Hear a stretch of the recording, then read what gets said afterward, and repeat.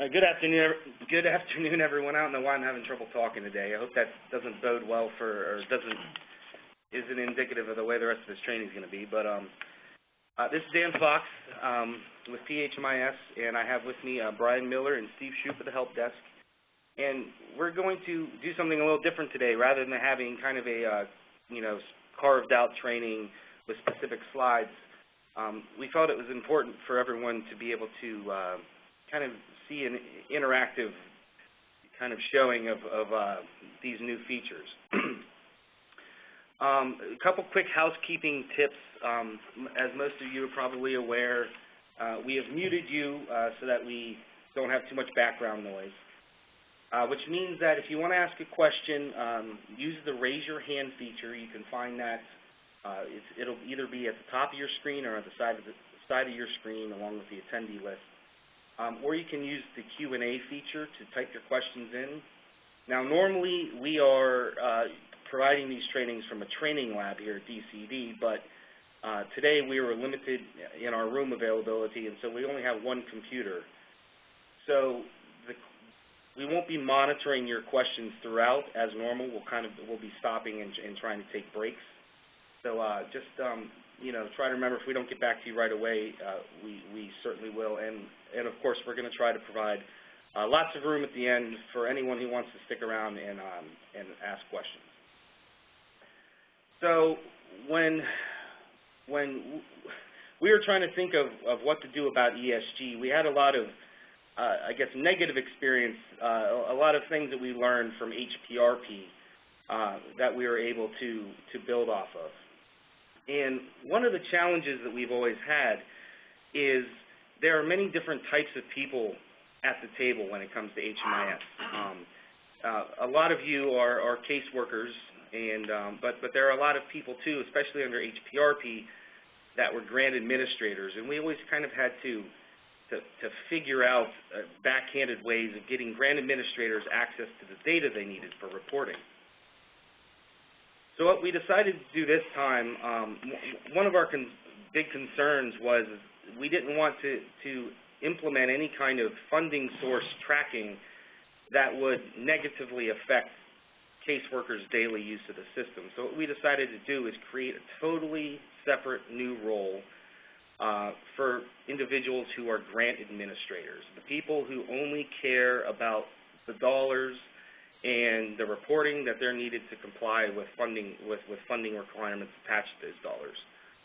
So to the extent possible, we're able to separate this process almost entirely from any kind of day-to-day client intake. This is the reason why we kind of stress that grant administrators be here. What we decided to do is have one training with all people, case managers, agency managers, and grant administrators, to make sure that everyone knew the piece of the puzzle that they fit into. So most of today's training is actually going to be really geared toward the grant administrators and agency managers. Caseworkers, there's not really much changed. It's more of an awareness for you, and also some of the reporting access that you'll have available, and also some specific guidance around housing status and stuff. Go ahead, Brian. Okay, thank you, Dan. What we're going to do now is go into actual live demonstrations. I'm going to start with the grant administrator role, actually log into the system, kind of take you through that. A lot of this information is very ESG specific. I know a lot of the agency people are familiar with the system, and hopefully with the grant administrators, they'll pick this up fairly quickly, as this is probably going to be the scope of what you're going to be doing. So we've got a couple fake users here. This one is a person that is a grant administrator. And while Brian's logging in, we are recording this training, and we are going to post it as quickly as possible after today's training is complete. So especially the new grant administrators will have time to review this. As soon as you log in, this is kind of the base part of the system and everything. And what I'm going to show you first is kind of a little background on what your user permissions and everything look like. What we did create is a new system role, and all grant administrator roles and permissions and everything from that level are all controlled by us, either DCD or the HMIS staff themselves. And a lot of you guys know we've been working on contacting everybody to try to get you into the system, get your permissions up to date. Everyone will be a grant administrator, and basically we're finding what we call here is your main agency, and that's going to be the agency where you're actually the funding body. You know, it's usually a county organization, development office, that sort of thing. Now, any agencies that you fund will be listed here, and we'll have a little administration tag. Basically, these are going to be all the agencies that you can provide funding to. So that's kind of just a quick little snapshot of how we set it up in the system. And if you go to like my profile, it'll kind of give you a little snapshot of, you know, make sure your role's set up and who you're set up to fund. If you have any deficiencies or questions, that's where you can work with us at the HMIS Help Desk to make sure you have all the proper access that you need. Now, I can say frankly that this is kind of a pilot for us. This is the first. Funding is not HUD mandated to be tracked in HMIS. Unfortunately, there was no better way to track ESG because of the basically HUD requirement that all the data be dumped together. So your ESG clients would be served alongside and in the same programs as your regular emergency shelter or rapid rehousing clients. And so that was the main reason for creating this funding source. But one thing that I wanted to bring up before Brian moves on here is right now, because this is kind of new, and we do hope to release this to at least HMIS leads in the future,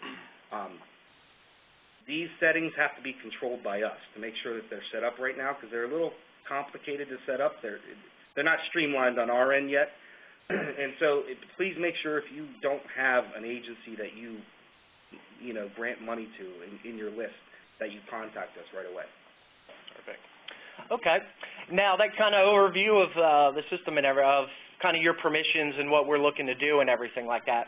Now, around your master agency is basically where you're going to create all your contracts and kind of give out your funding. So the first thing that you want to do, I mean, you've got all these tools here and everything like that, but a lot of them for grant administrators aren't really going to apply to you. But the one thing you do need to find is go to your agency lookup, and you can either type in the name of your agency or just do a blank search.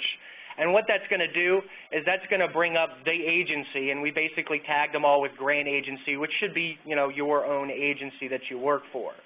The recordized system in the system, you basically put your cursor on it, click on it, and you'll come into what we call the agency profile, and that should have all your information about your home agency.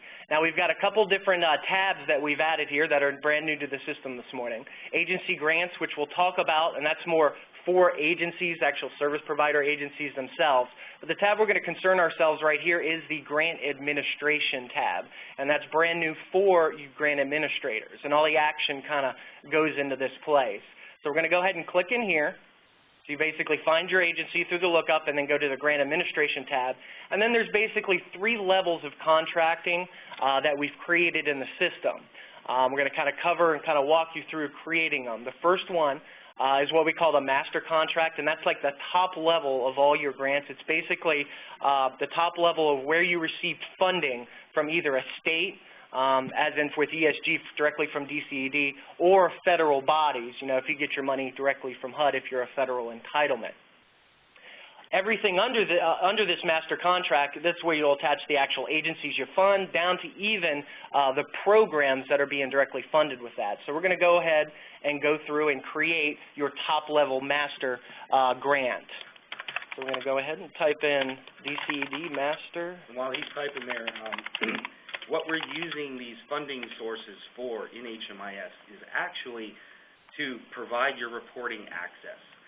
Typically, agency managers, program managers, caseworkers, they have very clearly defined reporting access based on their user permission.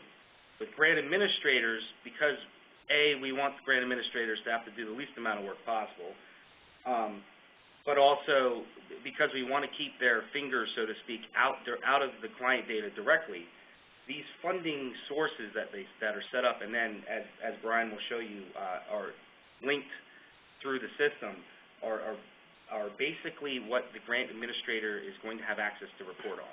That's why these are important. Now to kind of go through the fields, the first one is Alias. So basically every contract in the system, it's basically a name. So you want to make sure that you name it something that you're going to be familiar with. We recommend putting in, the name of your agency or specifically the county that's being funded. Because while you're only going to have one contract in your, under your specific permissions, if the help desk staff or DCD were to look at it, there's going to be hundreds of contracts in there, so to make it easier for troubleshooting purposes and auditing purposes if they're all specifically named. Then we have basically the funding source. That's where you receive it from, directly from DCD would select state, from HUD entitlements would be federal. And then right now we only have one funding type. As Dan kind of said, this is kind of our pilot for the grant administration contracts.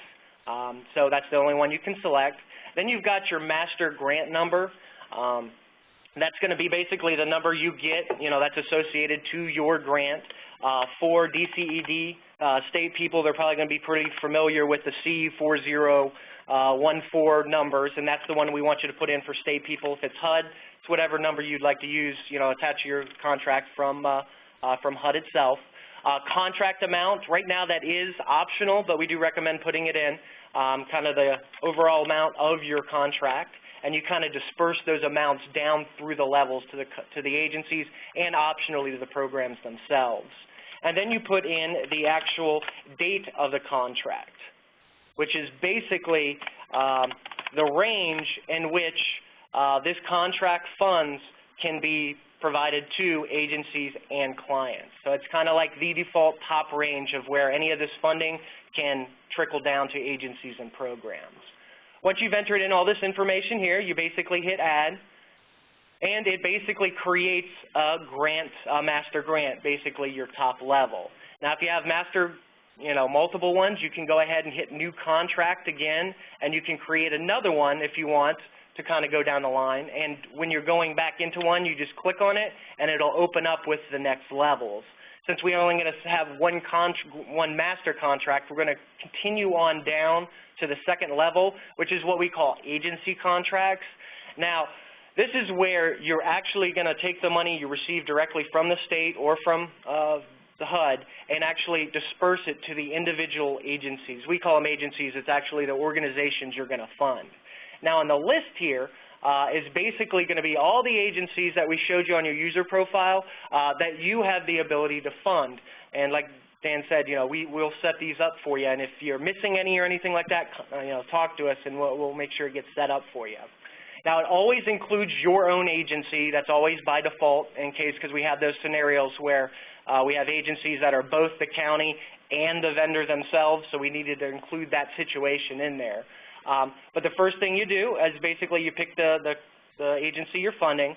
Again, you want to give them an alias that you're comfortable with and know that you'll be able to find later. You love Dauphin County, don't you, Brian? We're in Dauphin County. Harrisburg, Dauphin County. Then you can give it a subcontract number. Whatever you actually contract out to the state can be whatever number that's on that actual contract. And what we're going to do here is we're going to show two agency contracts. So we've got a master contract, and they're going to actually, this grant administrator is going to disperse it to two different agencies. And we're going to split the money evenly, each one of them receiving $100,000 of the $200,000 total. And then we're going to put in the date that this agency contract funding is responsible for. And these agency contract dates always have to be inside the master contract date. Can't have agency funding outside the funding of the total contract. But you have it be the exact same date, or I know there's some administrators, processes that they like it to end a month earlier so that they can get all their paperwork in before the final grant ends, so that they can submit to whoever their grantee is and they need to do. So we're going to do that ended about a month earlier than the master one. And then you'll go ahead and hit add, and as you can see here, it basically adds it, and we can go down and actually add the programs. Now, since we have two actual agency programs or agency contracts, we're going to go ahead and add both of them right now and go to the program section in a third step. So basically, you go ahead and hit New Contract. It'll basically blank out, and if it's not green, that means you're not actually in that contract. So as you see, this one's all green and highlighted. That means all this information you're entering is inside this master contract. So now we're going to go ahead and pick the other agency.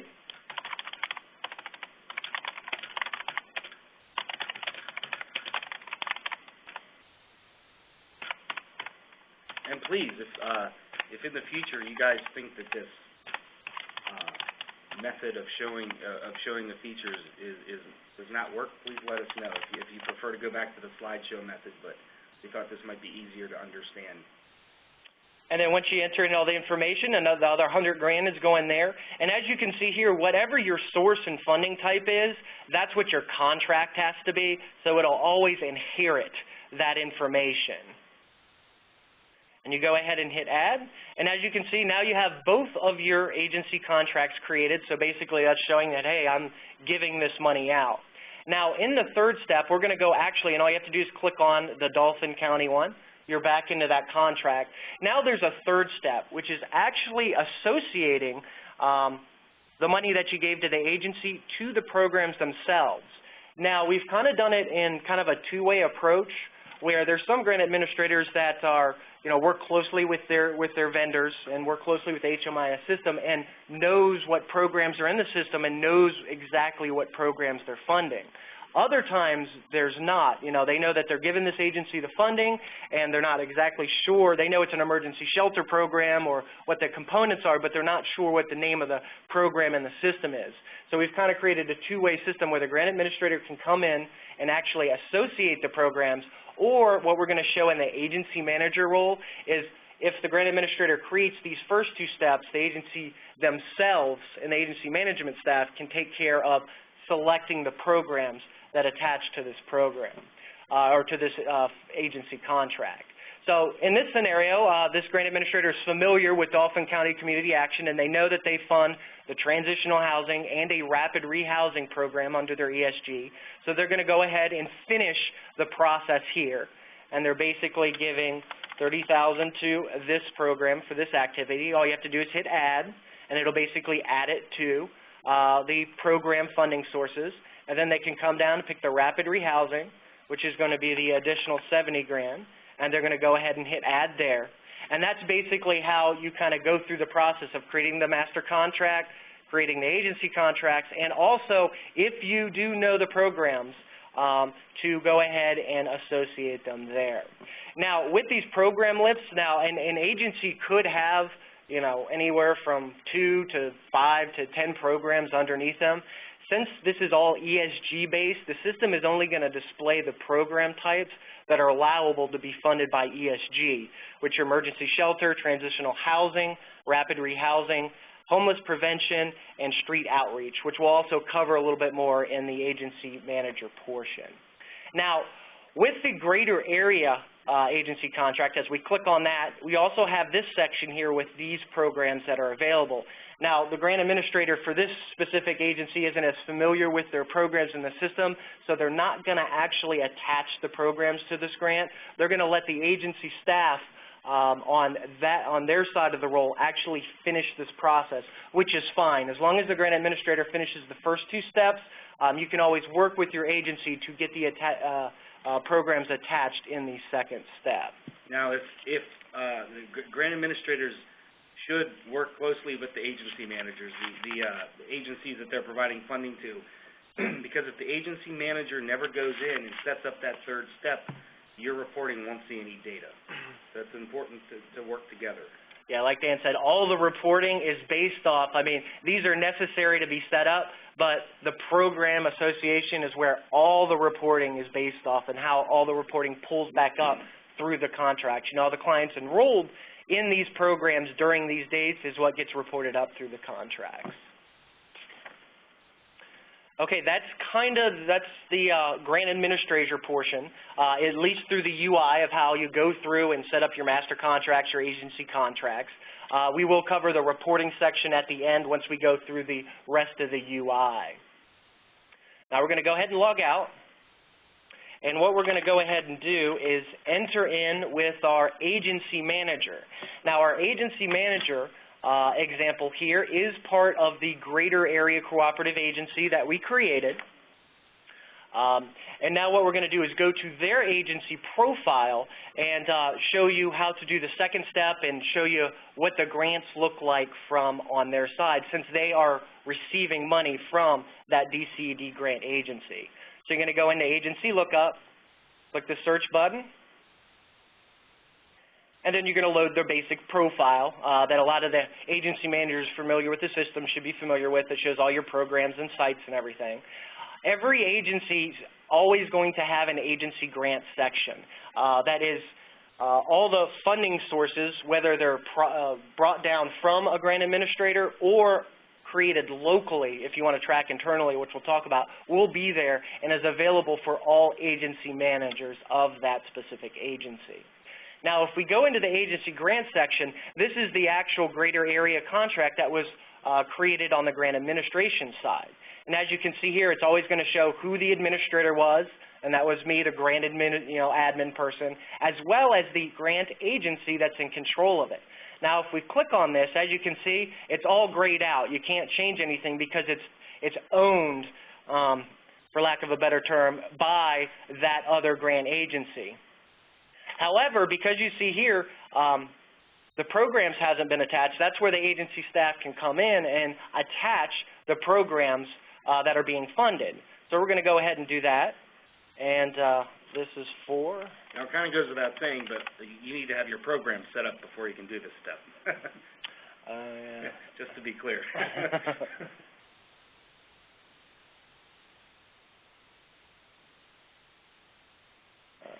So we're going to do rapid rehousing, homeless prevention, which is 15.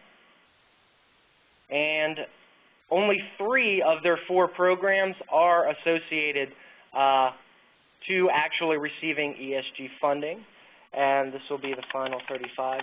Now, with the emergency shelter program, they're one program when you attach it to an actual agency contract that actually requires shelter activities to be associated or denoted. And those activities are renovation, operation, and essential services.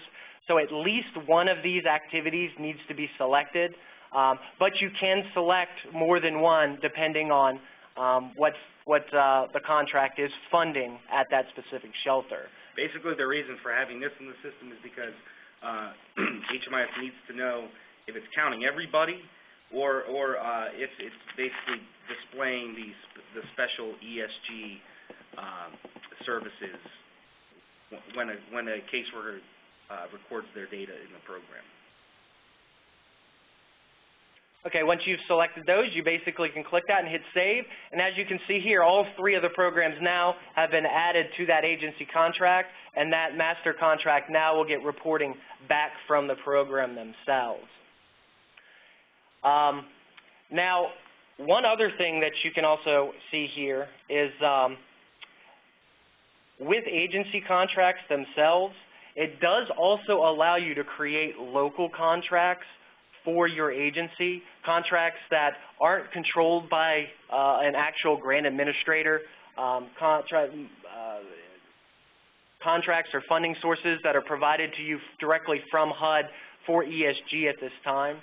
As you can see here, only federal funding sources can be created locally at the agency, and we did allow that for some of our HUD federal entitlements that don't specifically aren't going to specifically have a grant administrator in the system, but they still want to track and report on these on their ESG federal grant. So we do allow that to be entered here and internally tracked. Now, to make sure, if you're listening in your federal entitlement community,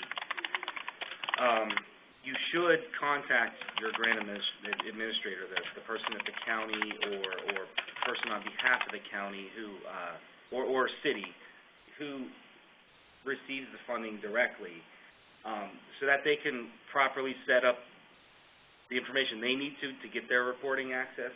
However, we did this as a workaround. We weren't sure. We don't know all of the federal entitlement grant administrators. We've never had the opportunity of working with them before. And so we set this up as a way to still get what you need, even if your grant administrator isn't in the system. Okay, so that basically, I mean, it's the same process that we showed before, except it doesn't have that top-level master grant. You just have the agency contract. And for now, you can only create local federal contracts. You basically enter in the information, and this can just be the local contract number that you received. You can enter in the amount that's being provided, and then the specific dates of that contract. And then after you hit add, it's basically the same process where you'll go and actually add the funding sources that are federally funded. And as you can see here, there will be no grant agency. It'll be basically say none, which basically means you or the agency themselves or the management staff of the agency owns that contract and needs to worry about the actual oversight of the reporting for that. Now we're going to go down here, and the actual rapid rehousing program is also funded, because you could have programs that have multiple funding sources where they're both state and federally funded, and this is how you set that up. And that kind of goes over kind of how to, from an agency manager's role, how to go in and complete master contracts that are set down from a grant administrator, as well as set up local contracts that are federally funded at your agency themselves. Now, as Dan kind of alluded to before with those attaching the programs themselves, now, of course, you can't attach any programs that aren't actually created in the system. So, to kind of go back. Well, before we move on, Brian, let's check to see if there's any questions. Oh, okay.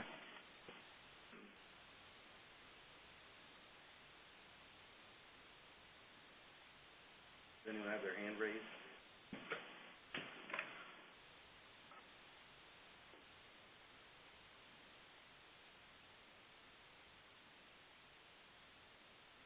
Pull up the Q&A again. Sorry, guys, we normally have more than one computer to do this with.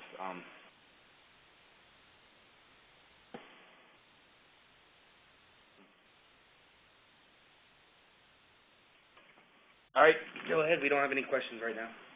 I hope that's a good sign. Okay. Now we're going to quickly kind of go, since I wanted to kind of keep flowing with the actual the grant part of it and the contracts. But as Dan kind of alluded to, before these programs can actually show up here, they need to be either created or you need to make sure that they're existing in your agency, and that is an agency manager role. If you go to your actual agency profile, you should be familiar with what programs are associated under your agency. Now, the 5 different program types that are allowed to be funded through ESG are emergency shelter programs, transitional housing programs, and the caveat for transitional is if they were emergency shelter grant funded and grandfathered in. From 2010. From 2010. Rapid rehousing programs, homeless prevention programs, and the rapid rehousing and homeless prevention are new in the system. They just got released, as well as street outreach. And I did want to say, while we're talking about program types, I'm part of a group, HMIS software provider group that meets with HUD regularly, and part of the ESG challenge that we've had is that we have no new data standards to program by. We are unfortunately required to stick with the old data standards. So we had a meeting with HUD about rapid rehousing and homeless prevention specifically, since we needed those for ESG, and the software providers all agreed to add those program types into the system early. However, those of you at the agency level can't use them yet. Because we're not exactly sure of what new data standards are going to come out like, we only know information about ESG. And so for now, if you need rapid rehousing or homeless prevention set up as a program type, just contact the help desk and we'll set it up for you. Perfect. So if you're funded with one of those 5 components, basically you'll need to go into your agency and kind of make a decision on, do I need to create a new program to satisfy it, or is there an existing program that I have that can start collecting client data that way. Now, if you're an agency and you have, are receiving emergency shelter funding for ESG, and you already have an emergency shelter program, there's no need, and that's kind of the beauty of this grant system, how it kind of works over top of the program. There's not a need to actually create another standalone ESG emergency shelter program. A couple reasons for that is we don't want you to do double data entry, so you don't have to put every person into an emergency shelter program and an ESG-funded emergency shelter program. HUD and ourselves has kind of taken on the idea of we're going to put everybody into the bucket where they're served by program type. And then the actual contracts, as you attach to the program, will allow us for that extra level to actually pull out clients that are ESG funded, not specifically just emergency shelters. So it's kind of the best of both worlds. So those for emergency shelter, transitional housing, and street outreach, you'll need to take a look and say, hey, do I have an existing one that I can use? Because if you already have one existing, that's the one you should use for your ESG funded and put the clients in there. You shouldn't create a second one. And as Dan said, the rapid rehousing and homeless prevention is available in the system, but only for system admins, because right now we're only allowing those program types to be created that are specifically ESG funded. So if you need those set up, we have a list of all agencies as well, so we'll probably contact you or you guys contact us to get all those programs set up. Also, a quick note about the street outreach. I know that right now we don't have anyone in the system, but I don't know for sure what everyone has, what type of programs everyone's been funding. With street outreach, it's very important that you collect the date of outreach and date of engagement fields, because those are actually be used for HUD, the HUD-defined program reporting. And the other program types, it's not a big deal, but for street outreach, it is. Right, and just to add to that, like, for all other programs, when you're going through the enrollment, and we'll actually show you a little bit, those fields aren't required, but for street outreach, they will be required, so you'll need to enter those in if you do street outreach enrollments. Now, creating a program is pretty straightforward. We're not going to spend a lot of time on it, but basically you go to New Program, only create the programs that you don't already have, pretty much enter the name, pick the applicable program type, and that's pretty much how you enter it into the system. And that pretty much... And you can ignore on this screen the HUD grant or project number unless you want to use it for something. That's in the system because literally only because we still are required to have it there. And just for you guys, just to let you know, we have kind of added a new feature here. It's called actively serving clients.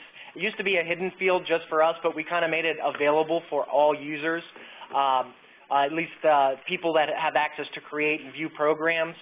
This field basically means when it's checked, and it is by default, that means you can put clients into that program. But as soon as you uncheck it, that means the program, while you can still report on it and see it, you won't be able to, it won't allow for any more enrollments.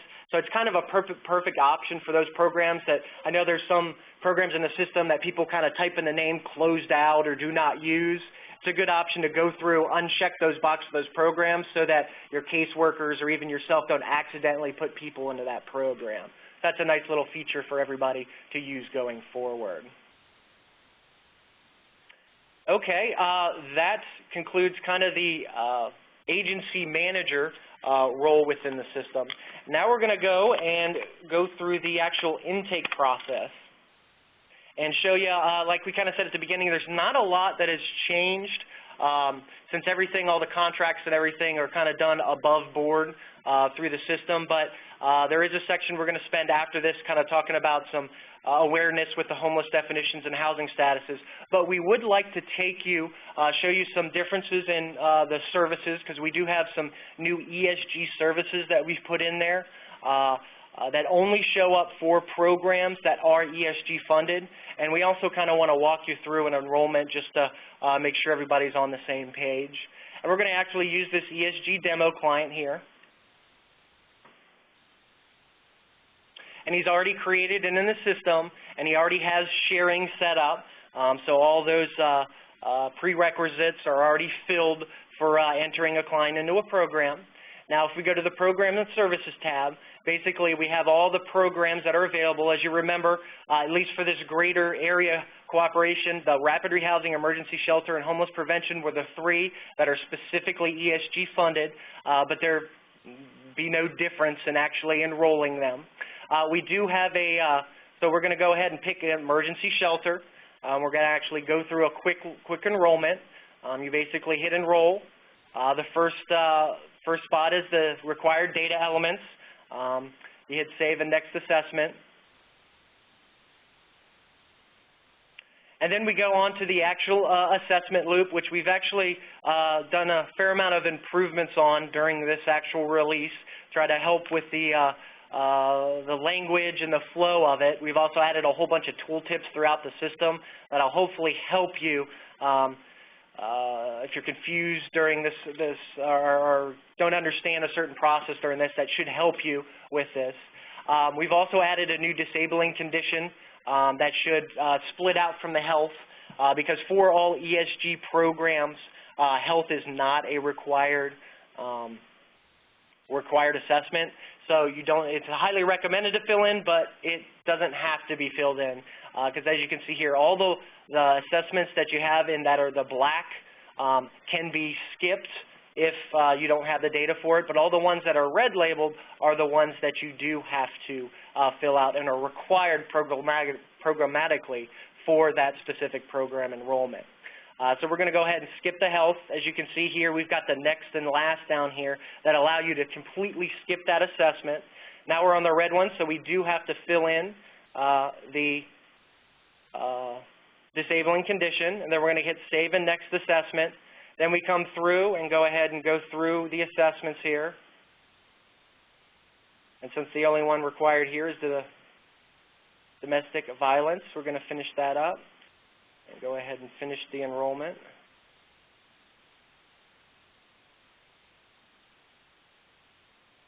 You know, Brian, for the sake of time, while you're on this screen, don't move forward yet. I'm going to talk about the housing status now. In the slides that we handed out, we provided the homeless definition categories again. We're not going to go through those. HUD's pretty well made those publicly available. Everyone should be aware. We made it available again, but the important thing to remember is that because, again, we don't have new data standards yet, the housing status that we currently have doesn't 100% line up with the new homeless definition. So I wanted to make sure that everyone was aware, if a person is under Category 1 of the homeless definition, they're literally homeless in the system. And they also could be Category 4, the DD people, but Category 4 could also be at risk. And so when we get to any other housing statuses besides literally homeless, just kind of, for now, have to use your best judgment to, try to correctly indicate what their housing status is if it's under Category 2 or 3 specifically. The at-risk definition, we're not going to go through that today, but that's an extra definition. If a person is determined not eligible under one of the 4 homeless definitions, at-risk is an ESG-specific only kind of extra definition, and you can find it on onecpd.info, HUD's new website. But there are 3 extra categories that a person could be considered eligible with ESG under. But I just wanted to make sure that, especially since we no longer have the system automatically identifying in the cases of rapid rehousing and homeless prevention which one the client is, just remember that Category 1, literally homeless matches up with literally homeless, and everything else should be one of the other housing statuses, unless you have a DV person, and you'll need to make that determination yourself. So anyway, sorry for the sidebar. Go ahead. Oh, no, that's great. And you basically hit save, and then the enrollment happens. We kind of went through that fairly quickly because hopefully a lot of the users here are fairly familiar with the system. What we're going to show here is basically the difference of services, Because what we have here is a transitional housing program that's not ESG funded and an emergency shelter program that is ESG funded. Now, if we go into the transitional housing program, which you just click on the record, and you've basically got the service list, as you see here, you just get the standard, what we call a HUD standard service list here, where you can associate that to the client. Pretty much no changes as in the past. However, if it is either a street outreach, transitional housing, or emergency shelter program that is ESG funded, what we've done is if the enrollment has occurred during a time period where you have an agency contract that has active ESG funding, the list will basically give you first the HUD standard services, because you can provide those as well, or the ESG services that are specifically funded by that grant. Now, if you go in and just create, hey, I'm giving this guy housing placement and hit add, the dates don't really matter. But if you're giving someone case management for ESG, what the system does is actually pops up any funding agency contract associated to that program so that you know what the specific dates are. Because since ESG services need to be provided with ESG funding, it can't be provided on a date that's outside of when the funding can actually occur. So if you do something like enter in, I don't know, 10/31/2014, that's outside of these dates, the system will basically say, hey, the ESG service types must be within the date range of the contract. So that's an error that you'll basically get. So you need to make sure that that service ties in with not only your program stay, but your funding source. And that just ties specifically just for those ESG services. And as you can see here, you've got the different services here. Now, one other thing that we want to mention about the services is we have added for all service fields in the system, this isn't just ESG specific, is a service expenditure field and a time spent field.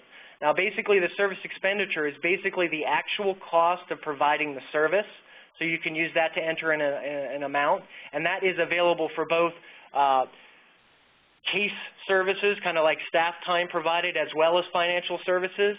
And then all staff provided services have a time spent where you can actually put in, well, I spent 1 hour and 45 minutes with this spending time providing that case management with them. So that's a nice field that you can add in, and eventually we're going to try to create reporting for that so that you can report on, time spent per service, expenditure per service, that eventually hopefully can tie to the actual funding source themselves. That's pretty much the caseworker stuff in a nutshell. What we're going to actually do is go back to the PowerPoint real quick. Actually, let's just go right to the reporting. You want to go right to the reporting? Yeah, you covered all that stuff there. Please review your PowerPoints too. It just, has eligibility criteria, which again is all available by HUD. We just kind of regurgitated it for you, but we're not going to do that verbally here.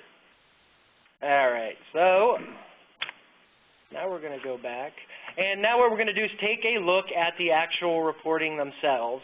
And we're going to actually start with the grant reporting and kind of give you the idea, the difference between actual grant reporting and contract reporting.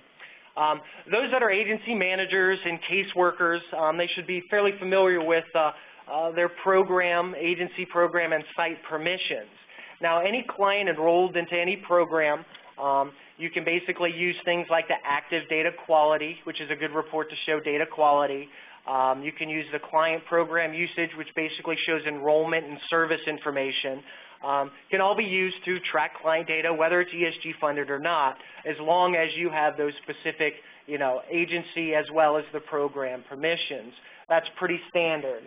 Now, what we've done for grant administrators, since they're kind of an oversight, privilege where they don't have exact permission to the data themselves, but to the contracts that the programs are associated to.